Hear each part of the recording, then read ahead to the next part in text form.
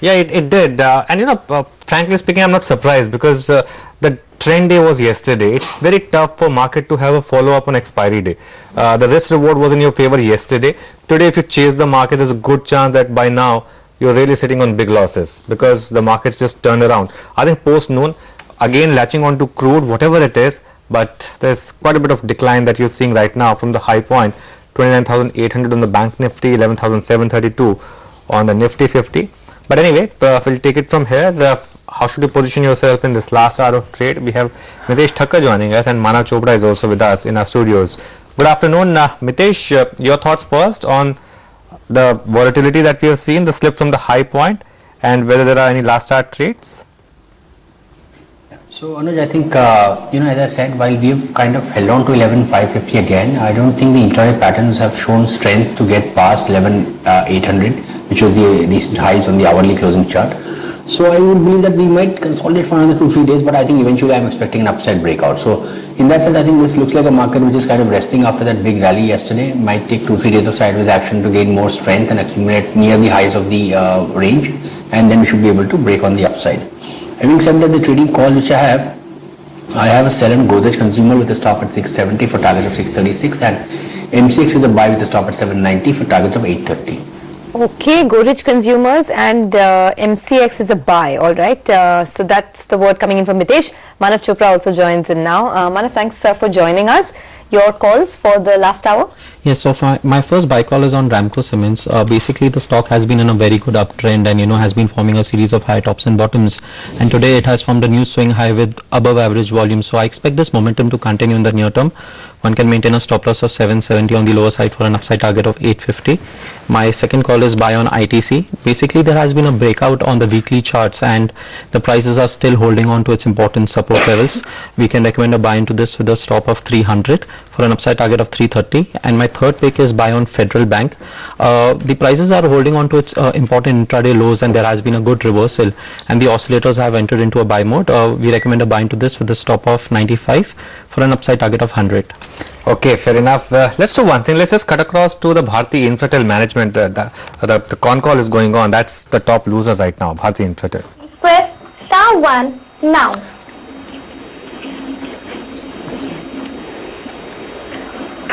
Okay. The first question comes from Mr. Manish Adukia from Goldman Sachs, Mumbai. Mr. Adukia, you may ask your question now. Yes, hi, good afternoon and thank you for taking my question. I have two questions. Firstly, if I look at this quarter, Bharti Infratel at the console level saw a dip in gross tenancy and also a pickup in exits. Now, how should we read this? You had talked about gross tenancies picking up going forward. So should we see this quarter as a one-off, and how do you look at the upcoming quarters in terms of gross tenancy adds and also the exits? And second, in the past you talked about potential fiber sharing initiatives. Can you provide an update on that? And do you think Jio's plans to lease out towers and fiber creates new competition for you in this space? Thank you. Hi Manish, DSR on this side. Agree, we did see lesser number of co-locations as compared to the previous quarter. However, we are seeing an uptick on the new tower build out. We've seen that increase from the first quarter, consistently moving up. In case of a standalone Infratel, that's reflected in the tower growth that we are rolling out. However, we have not yet seen Vodafone Idea rollouts figure in these numbers. We are hopeful that once the equity raise is done, we will see some announcement of that growth coming in as we look forward from here on. So these numbers are pretty much the numbers that are there without Vodafone Idea's new rollout that's come in yet into these numbers. The focus still remains from operators to see that 4G rollout completion is done. Exits too, you rightly mentioned there, we are seeing the tail bit of exits still come in, again primarily on account of Vodafone Idea trying to consolidate their network.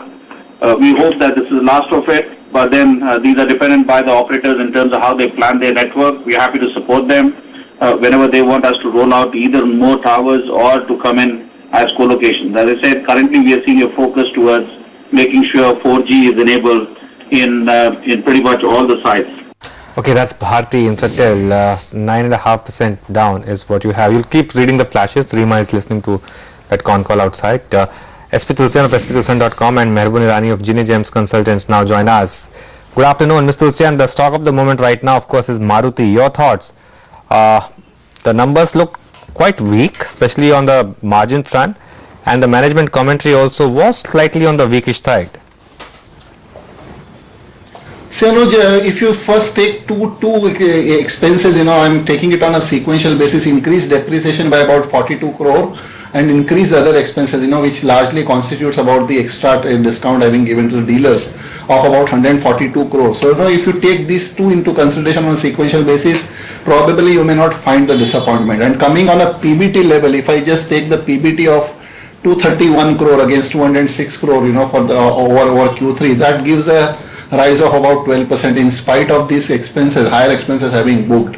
Now coming on the management commentary, he has also said that the post-election, that's the trend we have seen in 2009 and 2014, though they have maintained the guidance of single-digit growth to be seen in FY20, but he has also mentioned that post-elections, we have seen on previous two occasions, the growth is seen to be much higher. So one has to really balance out both, whether when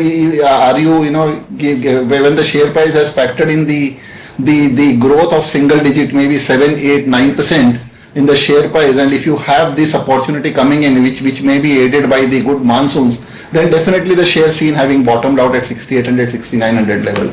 So I'm not too disappointed, and even if you take the results on the expectations, it has largely met the expectations in spite of these two heads of expenses. Though obviously if you recall in Q3 they had a very high salary bill, and in this quarter they had a saving of about 65 crore. But in spite of the higher depreciation and higher marketing expenses, I think the PBT levels on a sequential basis seem to be quite comforting, which has shown a rise of about 12%. Okay, well, the stock is now down about 1.5%. I just want to mention that this will be the third straight quarter that Maruti is seeing a low single-digit revenue growth. The revenue growth this time is the slowest that we've seen in recent times. It's just 1.4% compared to 2% revenue growth year-on-year in Q3 and 3% revenue growth in Q2. So, quarter after quarter, the revenue growth for Maruti has slowed down substantially, and this is the third successive quarter of a volume degrowth. So, things are definitely not looking good as far as the earnings are concerned, but you never know. Hope still floats for the stock to do well. But Merubun Irani of Ginny Gems Consultants also join in. Merubun, I wanted your thoughts. There's nothing in these numbers to suggest that there is any improvement in the earnings or even in the in the margins. Would you be still hopeful at this price, or would you want to wait for a couple of more quarters to see an earnings revival before taking a call? I would say that somewhere along the line, I will possibly advise my clients, speak to your esteemed viewers and say that Maruti is a stock somewhere you have to go and buy. Now, how do you time it? The point is that you have seen a price of 10,000 and now it is around 6,900. Is it the right way to understand whether I should buy into a stock? I beg to differ. That is not the way you buy a stock. You buy a stock when you know that the market is expecting muted numbers. And it's happening, like you rightly mentioned, Sonia, and it's happening in the last 3 quarters. Now, how much more the stock is going to fall? So I would say don't be in a hurry. Just wait for how the stock behaves at the end of it all. Technical factors will come into play because of counter being short and other things. But at the end of it all, cyclical stocks are stocks to buy. The reason is very simple. Interest rate cycle is on the interest rates are expected to fall further. Inflation is under control. Cost of capital is low. And these 3 factors are real good positive factors to buy into cyclical stocks. And auto being a sector which is cyclical, somewhere you have to understand that this type of things do happen and things ultimately recover. Now, whether I buy tomorrow or whether I buy after 5-10 days, ultimately the market will tell me that, because if the stock fails to fall below a particular level and starts stabilizing, say at 6,600 or 6,800 or 6,900, I think one will have to possibly learn to buy a small quantum of that stock and possibly add on to it as and when positive vibes or positive things start happening in the auto sector. As of now, whatever sources I have in the industry indicate that the second half of 2019 should definitely see a pickup. I'm talking of calendar 2019. Now that is still 2-3 months away, but market in its wisdom will possibly start looking at it favorably. So I think most of the negatives now could be in the price. The stock could plateau out between 6,500 and 7,000, but somewhere I think one will have to possibly look at buying into it. And I think the market will indicate that as to how much more the stock can fall. And when it stabilizes, it is the time to look at it positively. But ultimately, let's understand one thing. It's ultimately the torchbearer or the auto sector as far as India is concerned. Fair enough. We'll take a break on that note. Indiabulls Ventures numbers flashing on the screen. They look good. Prima facie revenue is up 55% at 600 crores versus 385 crores, and I think net profit is up.